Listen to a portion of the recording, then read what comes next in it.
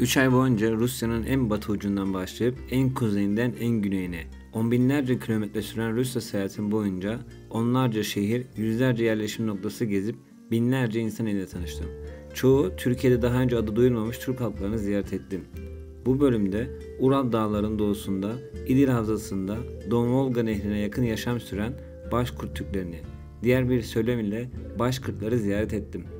Başkırt isminin 5 oradan geldiği düşünülmekte ve Türkistan'ı terk eden Kıpçak Türkler arasında gösterilmektedir. Yaklaşık 4 milyon nüfusa sahip Başkurdistan'da nüfusun %60 civarı Rus, %30 civarını ise Başkırtlar oluşturmakta. Geri kalan nüfusun çoğunluğunu da Tatar Türkler oluşturmakta.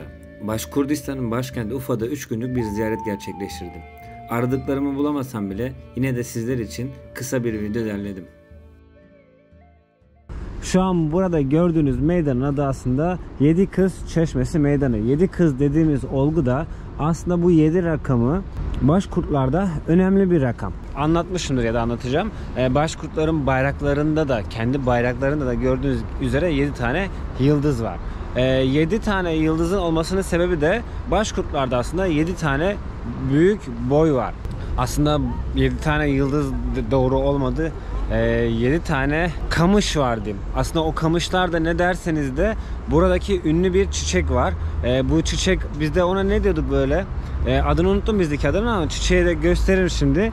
7 tane çiçeği sembolize ediyor. Bu 7 çiçek aynı zamanda buradaki 7 tane Başkurtların büyük topluluğunu işaret ediyor. Ve aynı zamanda bu çiçek kamışından elde edilen bir müzik enstrümanı var. Aynı ney gibi.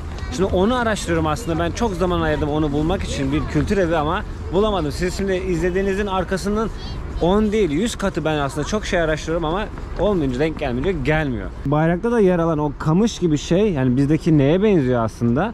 Onunla bir çalgı çalıyorlar. Dişlerinin burasına bu şekilde koyuyorlar. Bu arada dişim delindi ya. Vallahi Vietnam'daki motor kazasından sonra orası çatlamıştı, geçen gün düştüm. Neyse, dişlerini böyle koyuyorlar. Bu ellerini dik olarak delikleri kapatıyorlar. Sol elini de böyle tersten kapatıyorlar. Çünkü zaten 5 tane deliğe sahip bir müzik aleti. Buradaki 7 kızın hikayesi de şu. Bu 7 tane güzel kız, 7 tane güzel Başkurt kızı denir ki bir su damlası gibi birbirlerine benzeyen 7 tane güzel kız. Daha sonra eşkıyalar tarafından bu 7 tane güzel kız kaçırılıyor. Ve bu 7 güzel kız özgürlüklerine o kadar düşkün ki onların kölesi ya da onların boyunduruğu altında olmamak için aynı bir gözyaşı damlası gibi teker teker göle atlıyorlar ve hayatlarını kaybediyorlar. Daha doğrusu intihar ediyorlar. Başkurtlar için önemli olan bu 7 güzel kızın heykellerini buraya dikmişler. Rusya'daki halkları, insanları, belediyeciliği, işçiliği gerçekten kutlamak istiyorum. Buradan sadece Ufa Belediye Başkanı değil, tüm belediye başkanları ve tüm Rusya'da yaşayan insanlara sesleniyorum. Gerçekten helal olsun. Temizlik adamların kültürü olmuş artık. Temizlik adamların, ne bileyim, demek ki imandan gelmiyor temizlik abi. Çünkü Müslüman ülkelere gidip çerçöp içinde görüp de böyle ülkelere gelip böyle ya bal dök gele ya. Aylardır geziyorum, bal dök gele ya. Bu arada ben bu seyahatimi biraz Türk Cumhuriyetleri üzerine yaptım ama Rusya'nın inanılmaz güzel doğal güzellikleri var ve baksanıza ne kadar derin bir mağara. Adamların küçüklüğüne bakın. Vietnam'da da böyle bir yer vardı ama binlerce dolardı oraya girmek. Ve sen de sadece birkaç kere girebiliyordunuz. Şimdi aynı oraya benzettim. Burası da doğal güzellikleri olan bir yer tabii ki. Mağaraya bak be. Sadece bana hiç kim olduğunu bilmediğim birisi mesaj attı, buradaki müzeye de git diye. Ben birçok insana haber verdim ve numaramı verdim, hani buraya geldim, gidilecek yerleri bana söyleyin diye. Bana buraya git dediler. Aslında birçok müze gezdim ben ama buranın müze olduğunu bilmiyordum yani. Haritada burası müze diye yazmıyor. Bir mağara gibi yapmışlar. Burası da yine Hakasya gibi aslında binlerce yıldır insanlığın var olduğu, yaşadığı bir coğrafya. Vay, şuna bakın.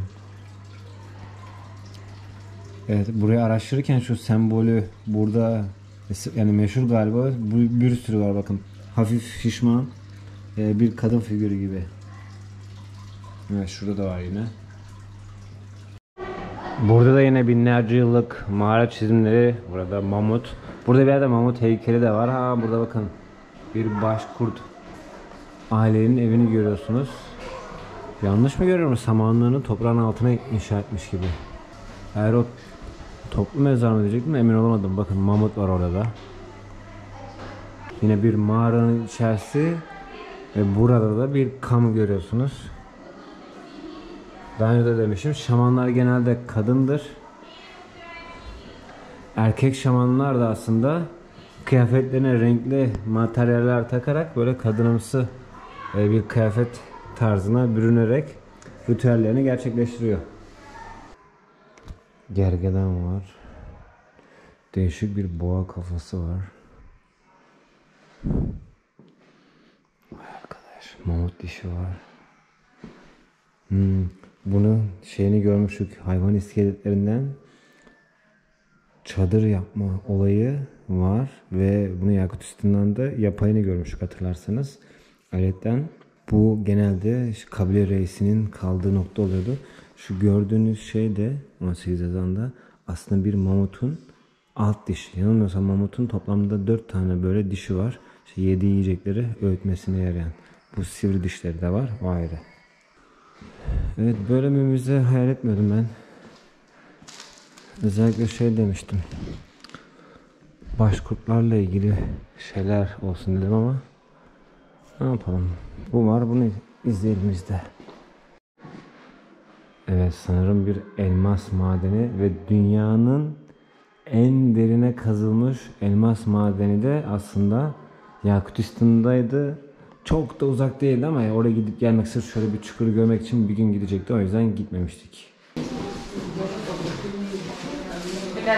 Bu çocuklar ne kadar çok müze geziyor ya. Her müze gittiğimde böyle kalabalık gruplar halinde çocukları görebiliyorum. Evet, sonunda başkurtlarla ilgili yerlere geldik. Abimiz çay içiyor. Yanılmıyorsam da bir gerde kalıyor. Yine böyle Kırgız Kazak gerlerine benziyor. İşte size bahsettiğim müzik aleti bu. Bu yaklaşık böyle 7-8 yumruk boğumu büyüklüğünde. Burada 4 delik var. Şurada da 3 delik var. Burada da 2 delik var. Evet, mantı, çay, demlik, ibrik, kurşun takımları, gömlekleri, kadın kıyafetleri. Kadınlar ne güzel, her toplumda böyle cıvıl cıvıl, rengarenk. Evet, bu gördüğünüz dokumayla yapılmış şey aslında bir harita. Şu an bulunduğumuz Başkurdistan eyaletinin haritası ve her eyalette ne varsa yanılmıyorsam oraya da her eyaletin ilinde, yani Başkurdistan'ın illerinde de ne varsa onu da üstüne dokunmuşlar. Şurada görüyorsunuz zaten Başkurt atı var. Görmeyi çok isterdim ama maalesef bu gezimizde kısmet olmayacak. İşte bu o. Bakın, bunların bayraklarındaki yer alan çiçek, işte bunun sapından da yapılan alet bu işte.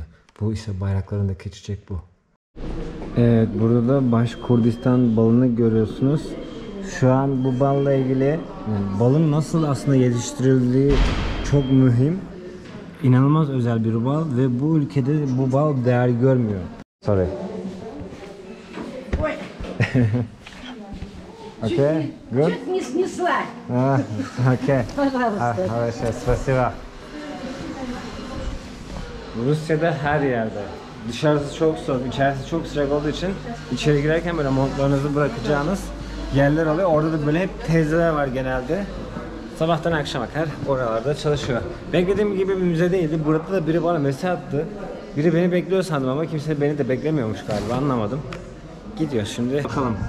Kış çayıymış bu. Hani hastalıktan korurmuş. Evet. İçimi ağır değil ama herhalde milyon tane ot bulmuşlar, içine doldurmuşlar gibi. Bir de burada baklava var ama sunuma bakar mısınız? Tane de satılıyordu. Tanesi 30 ruble. Hemen tadına bakıyorum. Yani baklava gibi değil ama şekerli hamurlu bir tatlı gibi diyebilirim. Yani iğrenç, yenmez de diyemem ama biraz şeker ağırlıklı bir şey olmuş. Abi müzelere gidiyorum, Ruslar var. Restoranlara gidiyorum, Türklerle Özbekler var. Pazarlara gidiyorum, Azerbaycanlılarla Kırgızlar var. Sokakta yürüyorum, Ruslarla Hintliler var. Oysa ki bu ülkede yarı yarı neredeyse galiba Başkurt olması lazımdı. Nerede abi Başkurtlar? Yani adamlarla gidip iki muhabbet edemedim hala ya. Kafayı yiyeceğim, böyle bir şey olamaz. Çıkıp artık bağıracağım. Neredesiniz Başkurtlar? Başbuğ'dan mı geliyorlar? Maalesef Ufa yolculuğumda hiç istediğim gibi gitmedi. Bir şehir gezisi olarak evet güzel gitti. Evet, bir şehir gezisi olarak şehir gezdik. Ama Başkurtlarla ilgili inanılmaz verimsiz bir gezi oldu. Hiç istediğim gibi değil. Umarım Tataristan böyle olmaz. Evet, ben buraya cami diye geldim. Burayı cami diye işaretlemişler ama burası cami değilmiş. Burası tam olarak neymiş ben de anlamadım ama burası şöyle söyleyeyim, Diyanet merkezi gibi diyebiliriz. Ufa'nın Diyanet merkezi galiba. İçeride gençlere Kur'an eğitimi veriyorlarmış. Hocalar, hacılar, alimler arada gelip burada işte fetva veriyorlarmış, ders anlatıyorlarmış. Aynı zamanda toplantılar falan yapılıyormuş. Ama şu an tadilattaymış. Burada anladığım kadarıyla buradaki Müslümanlar aynı Türkiye'deki gibi her şey istediği gibi relax takılıyor. Hatta şu an ezan sesi geliyor. Burada bir yerde bir cami daha var. Ben şimdi hemen haritadan bakacağım internetten. Cami nerede? Gidelim. Hemen yetişelim. Evet, ezan sesi buradan geliyormuş. İçeriye girdim. Biraz yarım saat falan durdum. Sonunda Başkurtlarla muhabbet sohbet ettim. Ama çok kameraya çıkmak istemediler. Burası hafızlık okuluymuş. Yatılıymış. İçeride 50-60 tane çocuk vardı. Yani genç, böyle 16-20 yaş arası gençler vardı. Hem de burada yatılı kalıyormuş. Aralarında Başkurtlar, Tacikler, Özbekler, Kırgızlar falan da varmış. Bir tane hoca vardı, onunla muhabbet ettik. Hocayla aslında bir şekilde anlaştık. Hoca böyle dedi ki bana, ben şu an Tatarca ile Başkurtça karışık konuşuyorum seninle dedi. %30 anladım. O da beni Türkçe konuşurken %20, %30 anladı gibi. Ama görüntü kaydı falan çıkmak istemediler. O yüzden yapamadım ama mescit ağzına kadar çocuk dolu. Evet, yine Müslümanlarla ilgili bir yere geldim. Aslında buraya gelmemin sebebi hani burada Başkurtlar vardır da muhabbet sohbet ederiz diye. Burası böyle Müslümanlarla ilgili en önemli alanmış galiba. İçeri girdim malumat alayım diye. Hani dedim ki ben Türkiye'den geldim. Burada sizleri merak ediyorum, buradaki ne yapıp ne ettiğinizi merak ediyorum falan dedim. Biraz içeri gezeyim göreyim mi dedim, ya da biraz sohbet edelim mi dedim. O da dedi ki git burada dedi, malumat alamazsın, üniversiteye git dedi. Abi gerçekten burada milletin, ben anlamadım, Hollanda'da mı Başkurtlar arıyorum, nasıl bir şey çözemedim bu işi. Neyse şimdi burada 5 parmak yememi önermişti bir arkadaş. Buranın biliyorsunuz burada da at eti yeniyor yani. Ben anlamadım ya, burayı gerçekten çözemedim yani. Şu an kim Başkurtlar ne yer, ne içer, kültürleri nedir? Artık açlıktan başım döndü, o yüzden bir tane böyle bir restoran buldum. Burada da lakman var, lakman yiyeceğiz. Böyle bunlar mercimek çorbasını böyle çok yoğun yapıyor. Biraz da böyle tatlı bir biraz değil ya, bildiğiniz sanki şeker atılmış gibi içine. Ama kötü mü derseniz kötü değil. Evet, akşam oldu maalesef. Geliş amacıma uygun, yani benim kafamdakine göre ne bir önceki bölümde ne bu bölümde bir şeyler çekemedik. Ama Ufa şehri güzel bir şehir. Ufa'yı sevdim. Milyon tane çeşit yemek var. Bir tek Başkurtların yemeği yok. Varsa da ben bulamadım. Sorduklarımda bilmiyordu. Şimdi 2 günde ben 60 bin adım atmışımdır. 2 günde 60-65 bin adım. Yani ne yapayım arkadaşlar, bulamadım. Türk dünyasına yolculuğumdaki Ufa Başkurdistan seyahatim istediğim gibi geçmedi. Ama dediğim gibi Ufa şehrini sevdim. Otlu'nun restorana geldim yine. Abilerle ahbap olduk zaten. Vallahi onlar olmasaydı burada çok keyifsiz ve moralim bozuk olurdu. Onlar sağ olsun. Çok da hani gittiğimiz her yerde her zaman bir şekilde Türklere denk geliyoruz ama herkes kafa dengi olmuyor. Ya da güvenilir tipler olmuyor ya da böyle çakal çukal tipler oluyor. Ama bu abiler, bu arkadaşlar falan gerçekten iyiydi. O yüzden böyle gün içerisinde fırsat buldukça abilere uğrayıp selam veriyordum. Şimdi tekrar bir uğrayacağız. Sen şu bak balın tadına bak. Bak görüyor musun? Koku zaten. Bir kokla abi, tadına bak. Merak etme. Şey ya, vallahi bitki kokuyor. İşte diyor mu sana? Bunu abi hasta olduğun zaman yiyeceksin. Mesela sen bir kendini kötü hissediyorsun ya. Akşam bunu yatarken çaya karıştın mı? Çaya karıştığı zaman bal kendini, bütün vitaminini öldürüyor. Kaç gideceksin abi? 4-5 kaşık Şu ye. an bu orijinal bal mı? Yani Evet. orijinal mi derken bunun içine sonradan bir şey dahil edilmedi mi? Yok. Vay be abi, bir sürü tat geliyor. İşte diyorum ya sana. Bu ormanda yetişenler. Bunun bu ağaç kavuğunu mu veriyorlar? Nasıl yapıyorlar?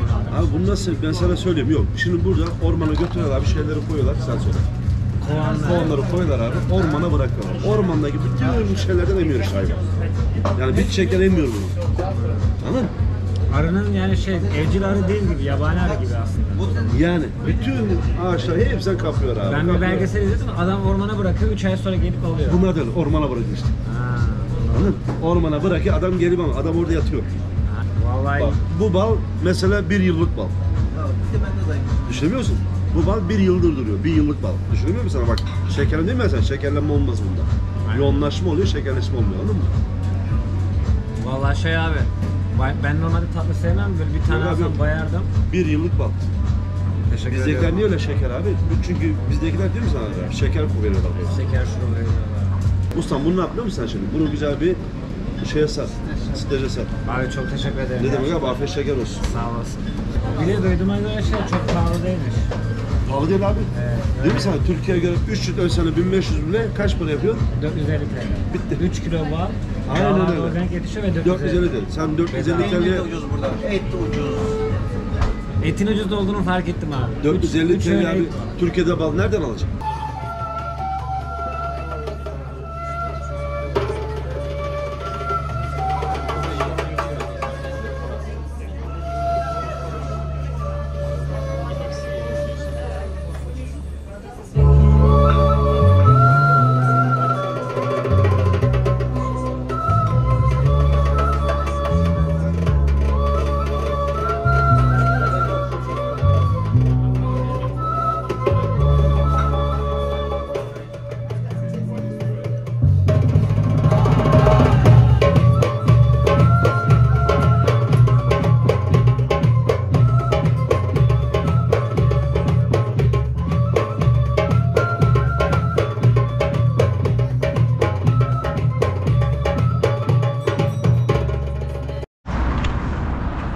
Abi çok teşekkür ederim hakkını helal et. ederim. Gerçekten Helal olsun çok sağ ol. kardeşim. Hocam İnşallah sana da memnun oldum. Kendine iyi bak.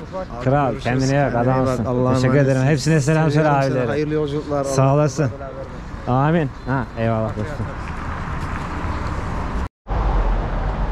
Evet, bir anda apar topar taksiye atladım. Abilerle tam vedalaşamadık ama Başkurdistan videosunda sonuna gelmiş olduk arkadaşlar. Hatta Başkurdistan videosunun bitti. Şu an Tataristan videosu başlayacak. Kazan şehrine geldim ben. Gece hiç uyumadım. Otobüste geldi şimdi buraya. Artık gözlerim o kadar kanlı ki, zaten normalde de ırsi babadan kalma. Hep zaten tipten de keş gibiyiz, yani hiç kurtarır yanımız yok tipten. Kazan'la ilgili de bir gezi yapacağım. Belki 2 gezi yaparım, ben emin değilim. Size buradan da içerikler hazırlamaya çalışacağım. Başkurdistan istediğim gibi olmadı ama dediğim gibi oradaki tanıştığım Türklerle çok memnun kaldım. Adamlar kral adamlardı. Gerçekten her zaman her yerde iyi Türkiye denk gelmezsiniz arkadaşlar. Ya da iyi gibi gözüken Türkler olur ama çakallık peşindedirler. Bu adamlar senelerini orada geçirmiş güzel insanlardı. Onlara da selam olsun, bu video buraya kadardı. Bu arada kötü de olsa emek var. O kadar yol gidip geliyoruz. Bir beğeni sizin için inanın çok zor bir şey değil ama bizim için çok şey demek. Yolculuklarımızı bir dahaki sefere daha iyi yapmamızı sağlayacak. Kendinize bakın, hoşça kalın.